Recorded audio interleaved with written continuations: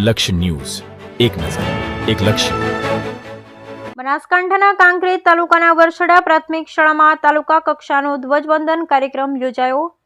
સમગ્ર દેશમાં આઝાદીના અમૃત મહોત્સવની ઉજવણી કરવામાં આવી રહી છે, જેમાં ઉત્તર ગુજરાતના બનાસકાંઠા જિલ્લાના કાંકરેજ તાલુકાના વરસડા પ્રાથમિક શાળામાં કાંકરેજ તાલુકા કક્ષાનો ધ્વજવંદન કાર્યક્રમ યોજાયો હતો, જેમાં કાંકરેજ મામલતદાર ભરતભાઈ દરજીના વરદ હસ્તે ધ્વજવંદન કરવામાં આવ્યું હતું, જેમાં ધરા પોલીસ દ્વારા પરેડ કરીને તિરંગાને સલામી આપી હતી અને ઉપસ્થિત મહાનુભાવોની શાળાની બાળકીઓ દ્વારા કુમકુમ તિલક કરી પુષ્પગુચ્છ આપી સ્વાગત કરાયું હતું, જેમાં સૌપ્રથમ કાંકરેજ મામલતદાર ભરતભાઈ દરજીએ 78મા સ્વાતંત્ર્ય દિવસની હાર્દિક શુભેચ્છા પાઠવી હતી અને દેશના સૈનિકો અને ગુજરાત પોલીસને પણ અભિનંદન પાઠવ્યા હતા, જેમાં સરકાર તરફથી મળતી યોજનાઓનો લાભ લેવા માટે લોકોને અનુરોધ કર્યો હતો અને વરસડા પ્રાથમિક શાળા અને માધ્યમિક શાળાના બાળકો દ્વારા જુદા જુદા પ્રકારના ગરબા, ગીત, દેશપ્રેમ, મોબાઈલ ફોનથી થતા ફાયદા અને નુકસાન સહિત અન્ય પ્રોગ્રામથી લોકોને ખુશ કરી દીધા હતા અને દાનવીર દાતાઓ દ્વારા દાન ભેટ આપી બાળકોને પ્રોત્સાહિત કરવામાં આવ્યા હતા.